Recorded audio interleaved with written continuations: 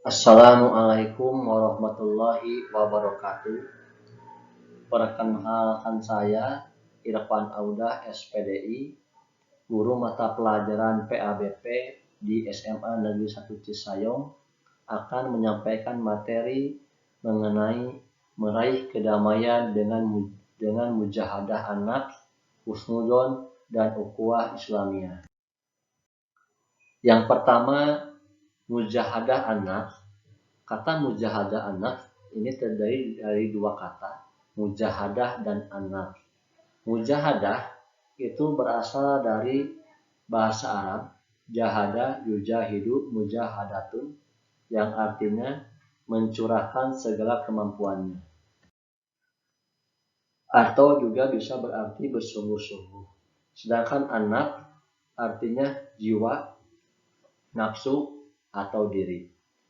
Jadi mujahadah an-nafs artinya perjuangan sungguh-sungguh melawan diri sendiri atau hawa nafsu dari sesuatu yang disenangi karena dapat berakibat buruk, dan bersungguh-sungguh menghindari perbuatan buruk yang bertentangan dengan hukum Allah Subhanahu wa taala.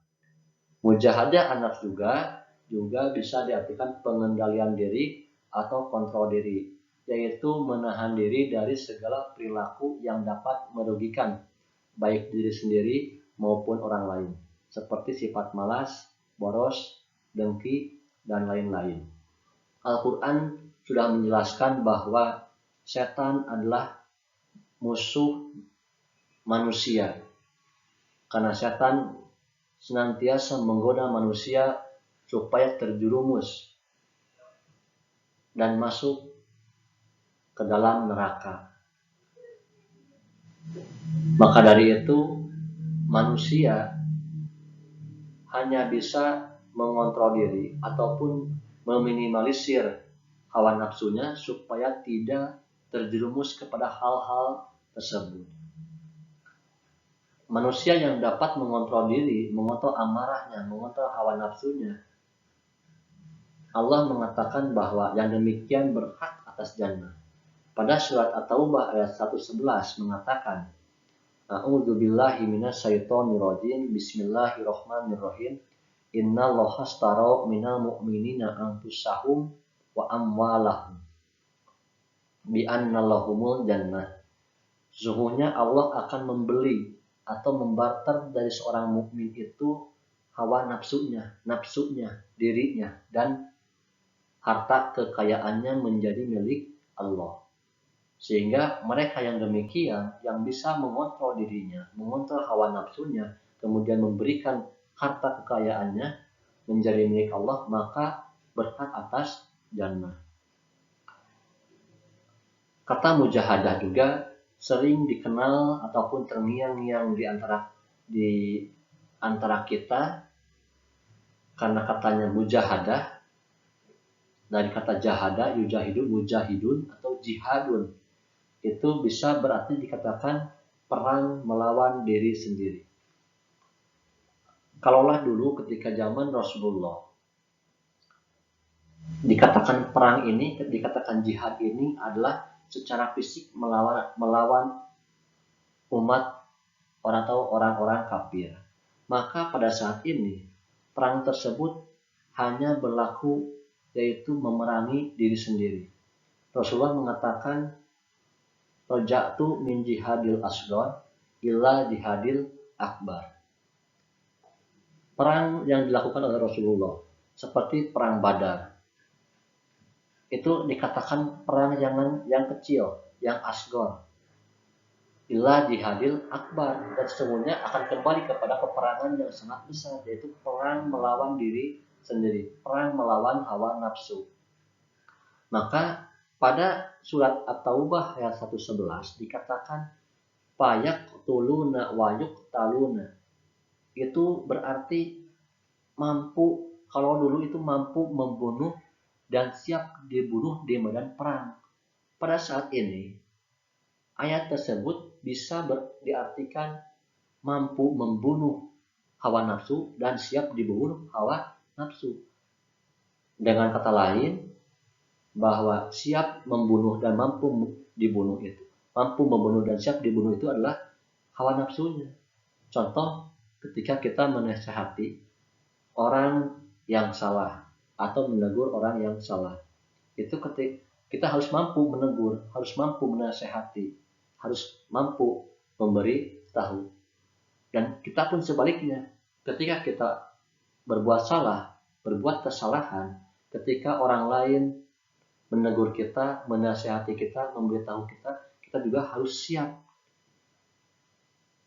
menerima apapun yang dijelaskan ataupun dinasihati oleh orang lain. Itulah fungsinya mengontrol diri, menerima ketika kita salah dan mampu memberitahu ketika mereka salah. Selanjutnya, ini adalah gambaran bagaimana kalaulah manusia itu tidak bisa mengontrol dirinya, maka akan terjadi peperangan, akan terjadi permusuhan, akan terjadi demonstrasi, kerusuhan, dan lain sebagainya.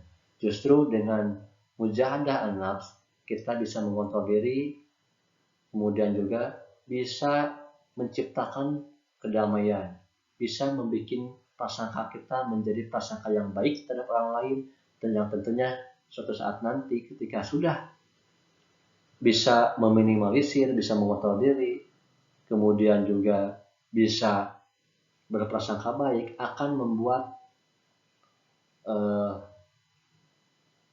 ukhuwah Islamiyah kita, akan membuat kita menjadi persaudaraan yang hakiki. Materi yang kedua yaitu husnudzon, berprasangka baik. Sebagaimana Al-Quran surat Al-Hujurat ayat 12 yang berbunyi, A'udzubillahi minasyaitonirrajim, Bismillahirrahmanirrahim. Ya ayyuhalladzina amanu ijtanibu katsiran minadh-dhon, inna ba'dadh-dhonni ismu, wala tajassasu wala yaghtab ba'dukum ayyuhibbu ahadukum ayyakula lahma akhihi maitan fakarihtumu wattaqullah innallaha tawwabur rahim. Wahai orang-orang yang beriman, jauhilah banyak dari prasangka. Sesungguhnya sebagian prasangka itu dosa. Dan janganlah kamu mencari-cari kesalahan orang lain, dan janganlah ada di antara kamu yang menggunjing sebagian yang lain. Apakah ada di antara kamu yang suka memakan daging saudaranya yang sudah mati? Tentu kamu merasa jijik. Dan bertakwalah kepada Allah, sesungguhnya Allah Maha Penerima Taubat, Maha Penyayang. Sehingga di sini nanti terbagi dua, ada suudzon dan ada husnudzon. Suudzon adalah perasaan penuh curiga terhadap orang lain. Hukum sifat suudzon adalah haram, maka harus dihindarkan. Sebagaimana hadis mengatakan, iyyakum wadonna fa inna donna akdzabul hadis. Kemudian yang kedua, ada husnudzon, adalah prasangka baik terhadap orang lain. Sikap husnudzon dalam kehidupan sehari-hari karena Allah, maka akan bersamanya. Nah, ini adalah hadis yang tadi disebutkan, iyyakum wadonna fa inna donna akdzabul hadis. Hadis riwayat Bukhari. Yaitu jauhilah prasangka buruk, karena prasangka buruk adalah ucapan yang paling dusta. Kemudian selanjutnya materi yang ketiga ini mengenai ukhuwah Islamiyah yang dijelaskan dalam surat Al-Hujurat ayat 10, di mana ukhuwah terkenal dengan persaudaraan, yang artinya persahabatan yang hak. Persaudaraan tidak berdasarkan pada keturunan, suku, bahasa, bentuk fisik, latar belakang, kedudukan, dan derajat. Persaudaraan berdasarkan pada hati atau keimanan dan hati. Nah, ini adalah surat Al-Hujurat ayat 10. Innamal mu'minuna ikhwatun fa aslihu baina akhawaikum wattaqullaha ma'awakum. Sesungguhnya orang-orang beriman itu bersaudara. Sebab itu damaikanlah, perbaikilah hubungan antara kedua saudaramu itu, dan takutlah kepada Allah supaya kamu mendapat rahmat. Sebagaimana juga hadis mengatakan bahwa masalul mu'minin yang mu'minin fitawa dibidin wataro umumin sama sakit juga kata ujung kayaknya sahibu lebih bisa ulau umat, bahwa mukmin yang satu dengan mukmin yang lainnya itu diibaratkan kelajasan bagaikan satu tubuh, di mana apabila tubuh satunya sakit, maka semua anggota tubuh akan merasa sakit pula dan merasa demam. Contoh, apabila kita lagi berjalan dan berlari, kita tersandung ataupun jatuh sampai mendarat, maka anggota tubuh akan merasakan yang pertama mulut itu akan sakit ataupun sakit ataupun mengatakan innalillahi wa inna ilaihi raji'un. Maka dari itu tubuh yang lain, tangan akan segera mengusap ataupun membersihkan kaki yang berdarah itu dengan air ataupun dengan kapas. Kalaupun sakit ini terlalu sakit, maka air mata itu mengalir tapi menangis. Begitupun ketika kita sebagai seorang manusia, sebagai orang muslim, ketika melihat saudara kita sakit, maka harus bisa merasakan, harus bisa menolong. Sebagaimana juga hadis mengatakan al-mu'minuna wal mu'mini kal-bunyani ya'shudu ba'duhu antara seorang mukmin dengan mukmin yang lain adalah bagaikan satu bangunan yang saling menguatkan satu sama lain.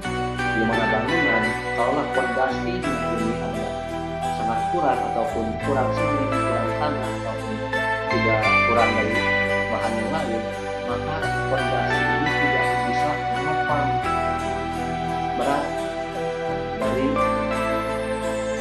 yang lain sehingga akan cepat runtuh. Begitupun ketika seorang mukmin ini tidak bisa menguatkan, maka akan bisa para mukmin ini dapat diadu domba ataupun bisa terpengaruh dengan hal-hal yang tidak baik. Dan itulah awal terjadinya permusuhan, awal terjadinya perbedaan yang mengakibatkan kesalahpahaman sampai terjadi peperangan. Sehingga itulah materi yang bisa disampaikan dari mulai ada anak, kemudian juga ada materi usulul, ikhwatun atau persaudaraan. Maka kesimpulannya yang pertama, pengendalian diri menjaga anak adalah perilaku sebagai upaya untuk tetap berada dalam setiap kebaikan dan terhindar dari sifat-sifat yang dapat membinasakan dirinya, orang lain maupun lingkungan. Yang kedua, berbaik sangka husnuzon adalah sifat di mana orang lain dipandang sebagai sesuatu yang baik dan harus diperlakukan dengan baik, kecuali jika diketahui dengan fakta bahwa orang tersebut harus diwaspadai dan diperingati. Yang ketiga, persaudaraan ukhuwah dalam Islam dimaksudkan bukan sebatas hubungan kerabatan karena faktor keturunan, tetapi yang dimaksud dengan persaudaraan dalam Islam adalah persaudaraan yang dilihat oleh tali ketiga sesama muslim dan persaudaraan karena fungsi kemanusiaan atau sesama manusia sesama makhluk Allah. Selanjutnya, menerapkan perilaku mulia, pengendalian diri. Yang pertama, bersabar dengan tidak membalas terhadap ejekan atau cemooh teman yang tidak suka terhadap kamu, sebagaimana yang terkandung dikatakan wasbir ala mayaquluna waktu dan ajron dalila, bahwa terhadap ejekan atau cemoohan teman haruslah dibelakangnya dengan sikap